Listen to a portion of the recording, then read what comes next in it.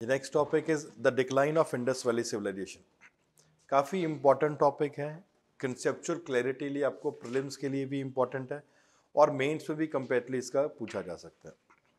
The civilization was comparatively very widespread civilization. It had flourished for more than 1000 years. से flourish अच्छे तरीके से हो चुका है and it is a very wide civilisation. जैसे आपको पहले ही बता चुके हैं 1500 plus sites have already been discovered. जब इतनी बड़ी सिविलाइजेशन है, जम्मू एंड कश्मीर में साइट्स है, महाराष्ट्र में साइट्स है, यूपी में साइट्स है, वेस्टर्न में सुतका गैंडोर आपको साइट्स देखने को मिलता है, बालूचिस्तान में.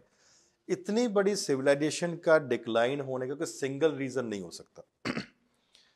जब जब कोई भी सिविलाइजेशन स्टार्ट होने के लिए कॉमन पोजीशन नहीं भी आ सकती, तो डिक्लाइन होने के लिए भी सिंगल रीजन नहीं है. जैसे आप ये नहीं कह सकते कि वन इंपॉर्टेंट रीजन कि यार जम्मू एंड कश्मीर में फॉर एग्जांपल डिक्लाइन हो रहा है, या फॉर एग्जांपल आप मांडा की बात कर लो, या दैमाबाद की बात कर लो, या फॉर एग्जांपल आप मांडा के बाद आप किसी और साइट की बात करते हैं, कालीबंगन की बात करते हैं, जहाँ हड़प्पा की बात करते हैं, मोहनजोदारो की बात करते हैं, छन्नोदारो की बात करते हैं.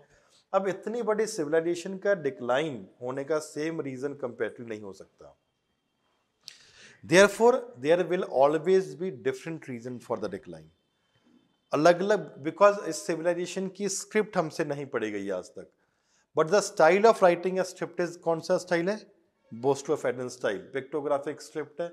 Style of writing is a boustrophedon style of writing. Means पहले हम राइट से लेफ्ट लिखेंगे, फिर लेफ्ट से राइट, इस तरीके से कंपेरेटली हम लिखने की कोशिश करेंगे.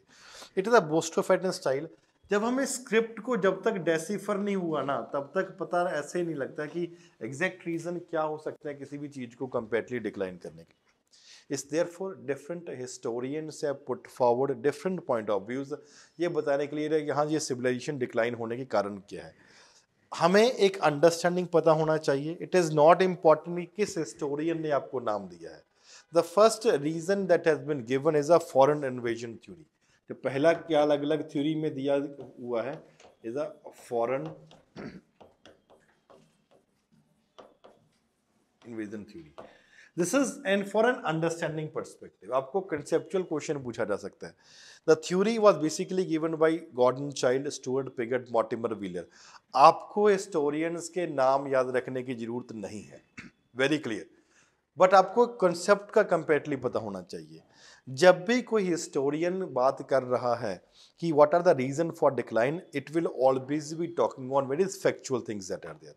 तो जब इन्होंने बोला कि यार इसका it was the Aryans who were responsible for the decline, means foreign invasion theory, इनका मतलब कि बाहर से चल के the people they came from outside, and those people who came from outside they were basically Aryans. These Aryans, they were superior in military technology and also had the knowledge of the horse also, which could basically be used for the as one of the important elements in military. तो वहाँ पे उनका military power भी completely important था. उनके पास offensive and defensive weapons भी होते थे. The Harappans were completely peace loving people, जिसके चलते हुए कभी भी उन्होंने weapons completely नहीं बनाए. Therefore military power, offensive defensive weapons plus horses की वजह से it was the Aryans who were completely responsible for the decline of the Harappan civilization. This is one theory that basically has been put forward. और उन्होंने अपनी theory को justify करने के लिए they have also given various evidences also. For example, archaeological evidences has been given and literary evidences has also been given. ऐसा नहीं कि नॉर्मली बातें कुछ भी बोल दी, जैसे आजकल के पॉलिटिकल लीडर्स बोल देते ऐसे कर देंगे वैसे कर देंगे, ऐसा नहीं. It is very important that they have given various evidences, and on the basis of those evidences, these people say that it was because of this that हम कहते हैं. पहला archaeological evidences की बात करते हैं. They said that पहला 37 skeletons have been found from Mohenjo-daro. Skeletons have basically been found from Mohenjo-daro, and वो एक important बात है. लेकिन उससे भी बड़ी important बात क्या है? Out of these 37 skeletons, 13 skeletons, this way 13 skeletons, they have basically found from a single house. या सिंगल हाउस में मिले, एक ही कमरे में मिले हैं, कहीं ना कहीं पे ऐसा है कि फॉर एग्जांपल वो स्ट्रीट्स में मिले हैं, कहीं कहीं पे सीढ़ियों पे मिले हैं, means for example these people must have try to run away, और पीछे से फॉर एग्जांपल किसी ने उन्हें अटैक कर दिया। जब ऐसे आपको स्केलेटन्स के एविडेंसेस देखने को मिलते हैं, it completely becomes clear that they must have been invaded by someone. The Harappans must have been invaded by someone। किसने इन्वेड किया? It was the Aryans who invaded, जिसके चलते हुई आपको ऐसे स्केलेटन एक ही जगह पे ही आपको काफ़ी स्केलेटन्स मिलते हैं, या स्ट्रीट्स के ऊपर स्केलेटन्स देखने को मिलते हैं, या स्टेयर्स के ऊपर, सीढ़ियों के ऊपर आपको स्केलेटन्स देखने को मिलते हैं। This is one thing that has been there. Not only this, they said that various skeletons they also have a wound mark। जख्मों के निशान भी हैं। हरप्पन्स वर कंपेरेटिवली पीस लविंग पीपल, और उसकी वजह से इनके पास तो हथियार थे ही नहीं, तो वुंड मार्क्स फॉर एग्जांपल जख्मों की वजह से, तो ऐसा हो सकता है कि किसी लोगों ने इनके ऊपर अटैक कर दिया हो, and therefore that must have led to the death of this people. Thirdly, they said that there is an evidence of fire has also been found। Evidence of fire has been found from Rakhigadi। Rakhigarhi was one of the important towns. कहते ऐसा तो नहीं कि अपने आप आग लगी होगी, there must have been people who came from outside, और एकदम उन्होंने आके जो राखीगढ़ी के पूरे टाउन को ही आग लगा दी, जिसकी वजह से राखीगढ़ी का डिक्लाइन हो गया। तो therefore when we talk about archaeological evidences they put forward this that 37 skeletons है, वुड मार्क्स है, और फॉर एग्जांपल फायर के रीजन की वजह से ये बोलते हैं कि it was the Aryans who were responsible for the decline. On the other hand जब लिटरेरी एविडेंसेस की ऊपर बात करते हैं, they said that the Rigvedic Samhita, संहिता का शब्द का मतलब literature, the Rigvedic literature, the Vedic literature mention various important terms. कैसे? For example Narmini, terms like for example Hariyupiya, terms like Purandar, terms like Vitrahant, etc. have for example been mentioned। तो ये terms कहते हम तभी मेंशन किया जब उन लोगों के बारे में पता था। फॉर देयरफॉर नरमनी मीन्स, नरमनी शब्द का मतलब है the people who are living in the region of Mohenjodaro. Mohenjodaro में जो लोग रह रहे थे फॉर एग्जांपल उनको नरमनी, जैसे ट्राइब है उससे बोला जाता था। फर्स्टली। सेकेंडली हरियूपिया शब्द का मतलब है हरप्पा, कहते हैं उनको पता था तभी तो उन्होंने हरियूपिया अपने लिटरेचर में मेंशन किया। पुरंदर मीन्स, पुर मीन्स फोर्ट, अंदर means destroyer of the fort. Fort का मतलब है जैसे फॉर एग्जांपल सिटाडल हो गया, तो उन्होंने फॉर एग्जांपल पूरे का पूरा सिटाडल को तबाह कर दिया था, तो इस वजह से अपने लॉर्ड इंद्र का टाइटल क्या कर दिया, उनको पुरंदर भी बोल दिया। वित्राहंत, वित्रा मीन्स डेमन, हंत मीन्स किलिंग, कहते उन्होंने एक डेमन था वित्रा, उनको फॉर एग्जांपल मार दिया गया। Therefore, on the basis of this archaeological evidences and literary evidences, these people they were saying that it was the Aryans who were responsible for the decline of the Indus Valley civilization. This is what our theory has basically been put forward. इतना समझ आ गया सबको? Online वालों को भी I guess. Narmani means the tribal people of Mohenjodaro region, उनको नरमनी बोला जाता है। ऑनलाइन वालों को भी इतना सही है? ओके।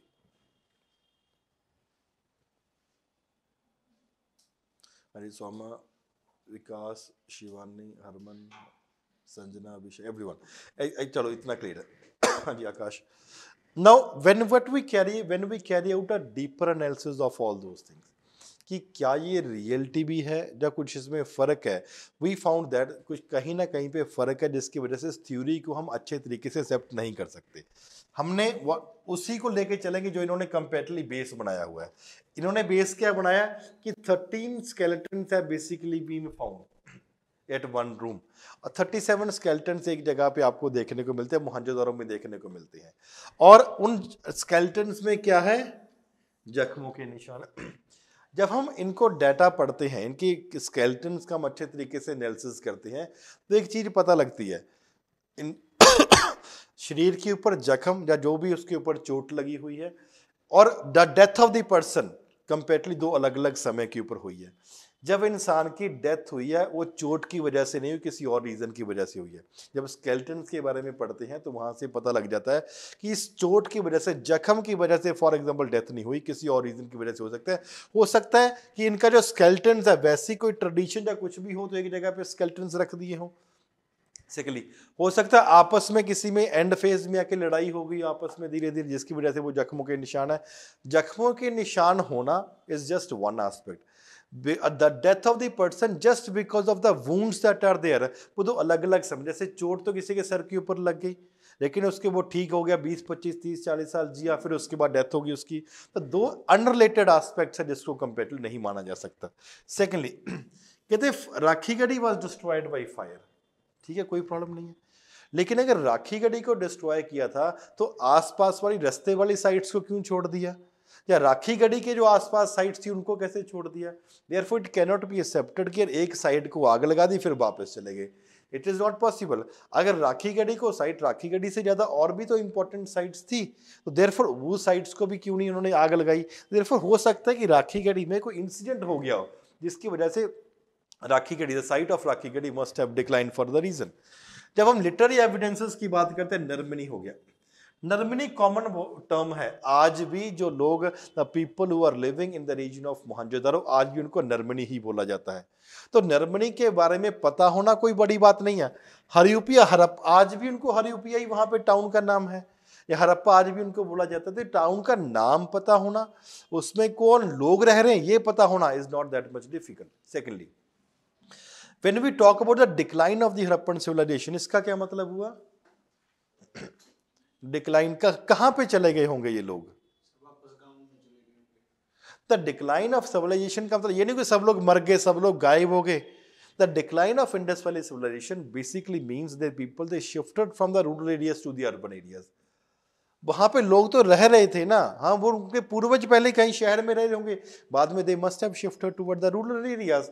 तो वहां पे जो लोग, when the Aryans they must have come to India, ऐसा थोड़ा होगा पूरी सरजमीन हमारी खाली पड़ी और आके यहाँ पे रहने लग गए। तो यहाँ पे लोग पहले रह रहे थे but they were living in the rural areas at that particular point of time. तो जिसके चलते ये कोई कंपेरेटली बड़ी बात नहीं है। पुर बेसिकली मीन्स दैट अब दो इंपॉर्टेंट टर्म्स जो कंपेरेटली रह जाती है, दैट इज पुरंदर एंड वितराहन।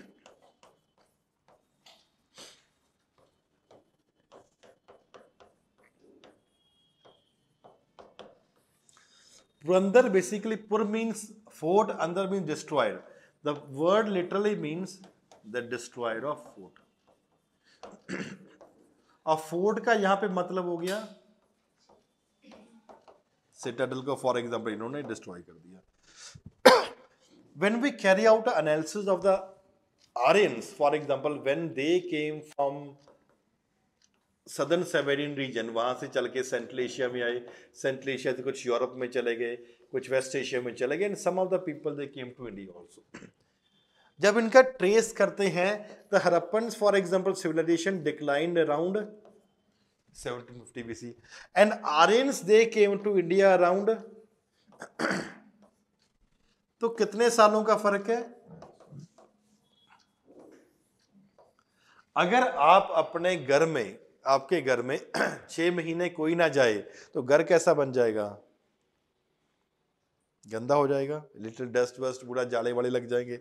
अगर 2-3 साल ना जाए, 5 साल ना जाए कोई, पूरा बुरा हाल, हर जाए रद्दी बन जाएगा। यहाँ पे 250 साल तक उस किले जो बने हुए थे, फोर्ट्स जो बने हुए थे, सिटाडल्स जो कंपेरेटली बने, तो वहां पे कोई नहीं रह रहा था 250 ईयर्स। तो भूत बंगला बन जाते हैं ना वो लोग।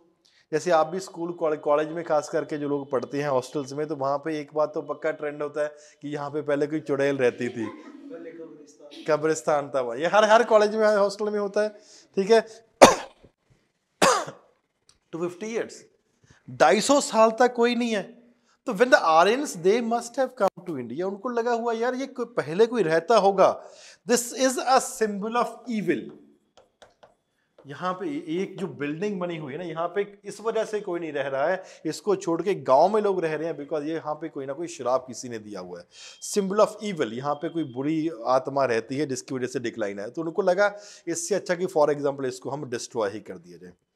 डिस्ट्रॉय करने के लिए उन्होंने भगवान को प्रार्थना करी कि भगवान ऐसा कर, बहुत बारिश कर दो और ये पूरे का पूरा किला ही इनको तोड़ दिया जाए। भगवान के देवता कौन है? इंद्र। तो इंद्र को इन्होंने प्रार्थना करी कि भाई ऐसा करो, बहुत ज्यादा बारिश करो, ये पूरे का पूरा सिस्टम ही तोड़ दो। इसलिए इंद्र को कौन सा टाइटल दे दिया गया? The destroyed of the fort, Purandar. इसलिए इंद्र का टाइटल है। They must have destroyed the fort, no doubt, but these forts must have been empty forts, खाली किले होंगे जहां पे कोई नहीं रह रहा होगा।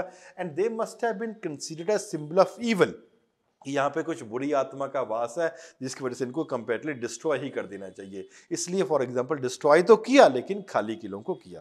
Secondly Vitrahant. Vitra basically means demon, hant basically means killing, killing of demon.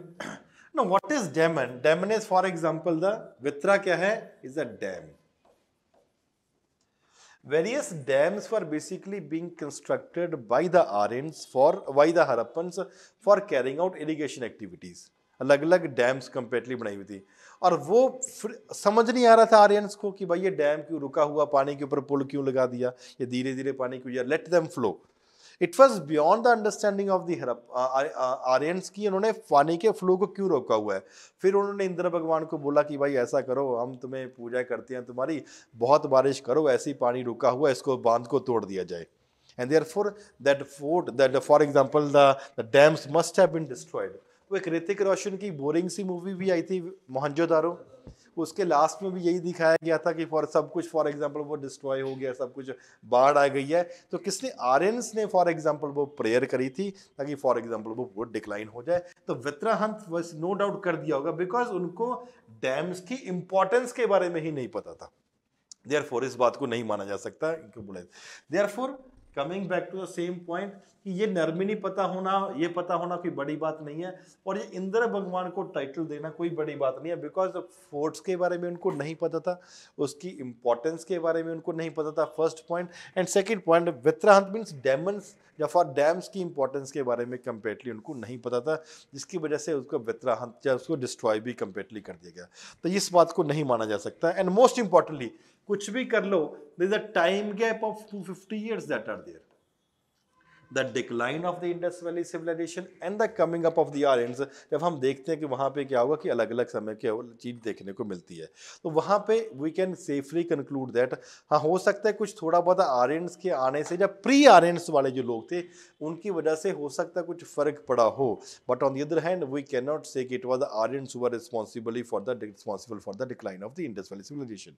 Firstly तो ये पहला बात आपको समझ आया कि एक थ्योरी दी हुई है कि आर्यंस ने। तो अब आपको प्रीलिम्स में क्वेश्चन पूछा जा सकता है, एक तो ये क्या है, क्या ये मेंशन है वर्ड के नहीं मेंशन, इनके बारे में पूछा जा सकता है क्या यहाँ सब कुछ है, लेकिन जो टाइम गैप है 250 years का, that can not be justified. पहला बात क्लियर हुई आपको सबको। Firstly, secondly, not only this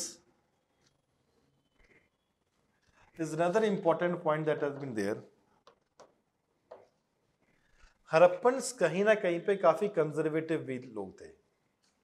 normally we Indians are comparatively very conservative people.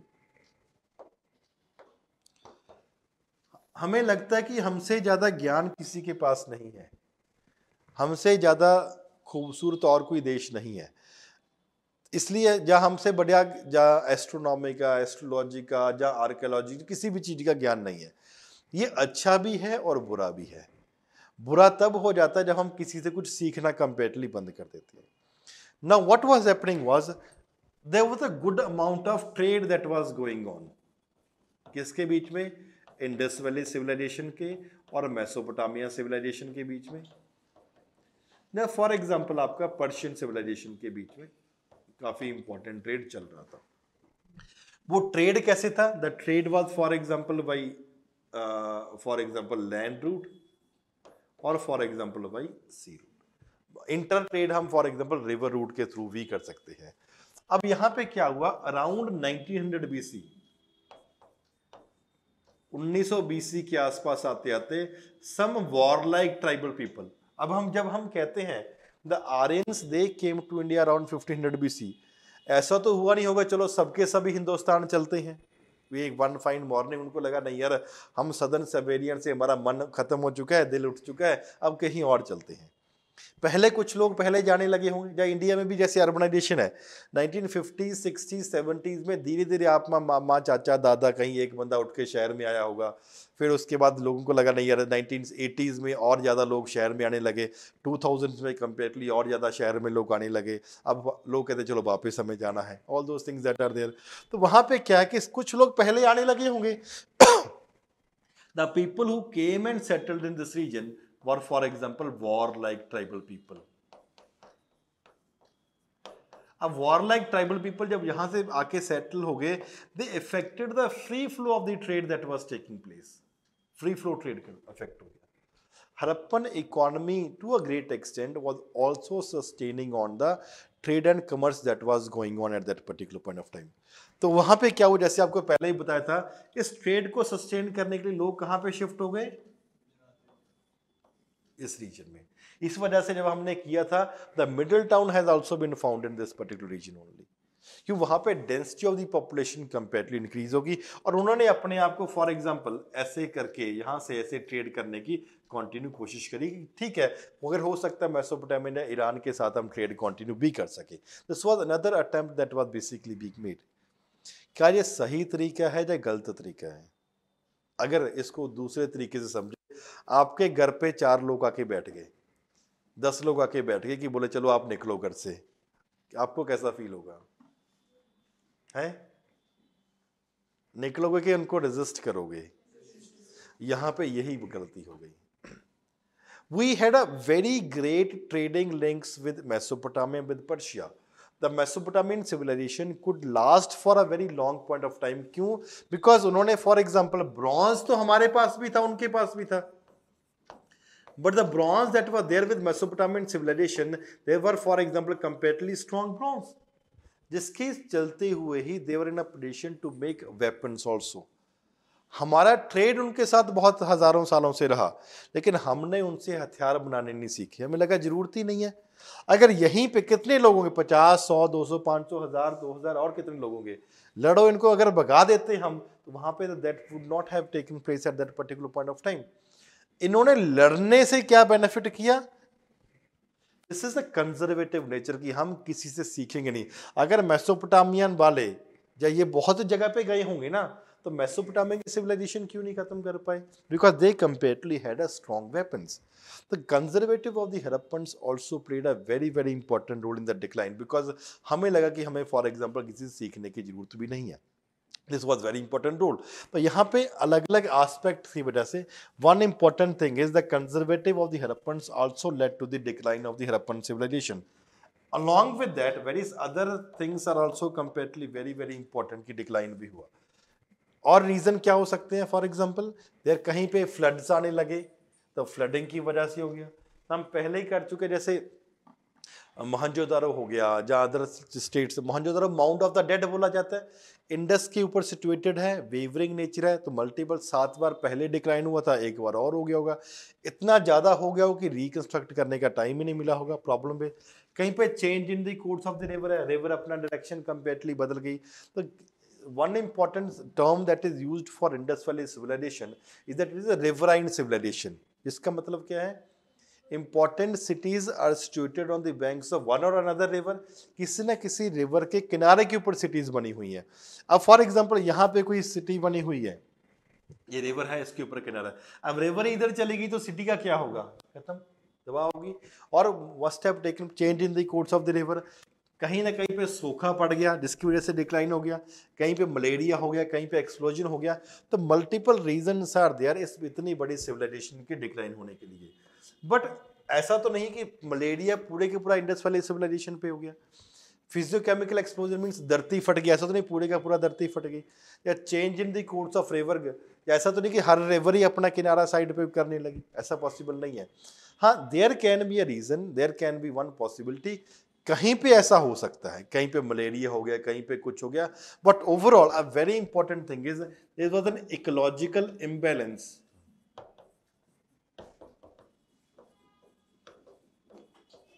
that was there that finally led to the decline of Harappan civilization.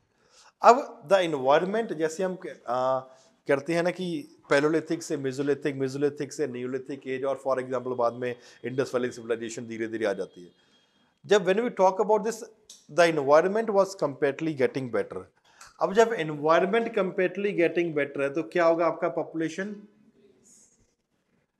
अब पहले ही when we talk about Harappan civilization, they were carrying on irrigation activities. Irrigation already कर रहे हैं वो, means एक surplus agriculture कर रहे हैं, जिसके चलते हुई art and craft and trade and commercial activities were there. अब पॉपुलेशन बढ़ गई है, अब क्या करेंगे, एग्रीकल्चर तो चाहिए, कुछ तो खाना है, तो वो कहां से लेकर आएंगे। हाँ, एक और तरीका है, आप ऑलरेडी सरप्लस एग्रीकल्चर कर रहे हो, इरिगेशन है, डैम्स आपके पास बने हुए हैं, तो पॉपुलेशन को सस्टेन करने के लिए आप क्या करोगे, फॉरेस्ट को कट करोगे ताकि लैंड कंपेरेटली क्लीन हो जाएगी। क्या फॉरेस्ट को कट करोगे तो क्या होगा, रेनफॉल बढ़ेगा कि कम होगा, क्या रेनफॉल कम हो जाएगा, क्या प्रोडक्शन बढ़ेगी कम होगी, प्रोडक्शन कम हो जाएगी, लेकिन पॉपुलेशन कंपेरेटली कंटिन्यूसली आपकी इंक्रीज हो रही है। अब पॉपुलेशन को सस्टेन कैसे करोगे, और ज्यादा फॉरेस्ट कट करोगे, और रेनफॉल कम हो जाएगा, और प्रोडक्शन बढ़ जाएगा, and all those things that are there. Normally अगर शुरुआती दौर में जब हम न्यूलिथिक एज में थे, अगर 10 क्वांटल, जस्ट एन एग्जांपल, को प्रोड्यूस करने के लिए पहले 10 लोग चाहिए थे, 10 पीपल वर रिक्वायर्ड। पर जैसे ही these people they move to Indus valley civilization, अब 10 की जगह पे 15 क्वांटल प्रोड्यूस हो जाता था, लेकिन 5 people were basically being required, and 5 people they comparatively became free. Art and craft और हम ट्रेड एंड कमर्स कंपेरेटली करने लगे। अब जब ये एज रिवर्स होने लग जाएगा, अब ज्यादा लोग चाहिए ना जमीन पे काम करने के लिए, फसलों को उगाने के लिए, जब फॉरेस्ट में काम, फॉरेस्ट को कट करके वहां पे एग्रीकल्चर एक्टिविटीज करने लगे। अब इसको रिवर्स होने लगा, 12 14 15 की जगह पे 12 क्वांटल को प्रोड्यूस करने के लिए आपको 8 लोग चाहिए, उसके बाद 8 क्वांटल को प्रोड्यूस करने के लिए आपको 15 लोग चाहिए होगा। The people that were earlier there into art and craft activities and trade and commerce activities, ये खत्म करके आपको शहरों को छोड़ के आपको कहां पे जाने लगा, villages, and you have to engage into agriculture activities. अब उससे एक विशियस साइकिल में कंपेरेटिवली वो एंटर है, पॉपुलेशन वाज कंपेरेटिवली इंक्रीजिंग, उसको सस्टेन करने के लिए आप फिर फॉरेस्ट जंगल कट करने लगे, all those things were basically there, जिसके चलते हुए डिक्लाइन हो गया। अब क्या हुआ, art and craft activities, trade and commerce activities automatically decline हो गए। अब हमें कैसे पता लगता है डिक्लाइन हो गया, दो पॉइंट्स को हम क्लब करते हैं। एक तो यहाँ पे बिकॉज सेकंड यही हो रहा था, second thing Indus valley civilisation के बारे में कि there is a huge amount of trade that is going out. तो वहां पे मेसोपोटामिया का लिटरेचर कौन से 3 वर्ड मेंशन करता है, दिलमन, मकान और मलुहा। अब 1900 बीसी के आसपास आते आते they stopped mentioning the word Meluha. और दूसरा हमने अभी पहले किया था कि 1900 बीसी के आसपास आते हुए warlike tribal people they settled in the north western part of the country. Therefore, Mesopotamian that civilization or Indus Valley civilization was not that important civilization for these people जिनके साथ comparatively उनका trade हो रहा था। तो इसकी वजह से डिक्लाइन होने लगे, एक तो वॉरलाइक ट्राइबल पीपल हो गए थे, दूसरा वहाँ पे पॉपुलेशन बढ़ने की वजह से और प्रॉब्लम्स कंपेरेटिवली बढ़ने लगी। तो multiplicity of these things were taking place. कहीं पे इसकी वजह से on an average the most possible reason for the decline of Indus Valley civilization is that it was basically कि इकोलॉजिकल इम्बैलेंस था। लेकिन इकोलॉजिकल इम्बैलेंस के साथ कहीं पे कंजर्वेटिवनेस की वजह से हो गया, कहीं पे ecology for example change in the course of river हो गया, कहीं पे फॉर एग्जांपल फिजियोकेमिकल एक्सप्लोजन हो गया, कहीं पे मलेरिया हो गया, हो सकता है कहीं पे जो वॉरलाइक ट्राइबल पीपल थे जैसे राखी गढ़ी में उन्होंने आग लगा दी हो। Therefore, इसको सबको स्पीड अप हो गया and that finally led to the decline of the Indus valley civilization. अब civilization was comparatively very big civilization, तो डिक्लाइन होना की जब कंपेरेटिवली बात करते हैं the decline started around 1700 BC, लेकिन कहीं ना कहीं पे डिक्लाइन 1300 बीसी तक भी कंपेरेटिवली वो कंटिन्यू रहा, which reflect that civilization was comparatively very big. तो फ्लडिंग, अर्थक्वेक या अलग अलग रीजन की वजह से ये डिक्लाइन और ज़्यादा कंपेरेटिवली वो तेज हो गया। क्लियर हुआ सबको? कोई ऑनलाइन वालों को भी क्लियर है? एक बार इतना रिवाइज करो।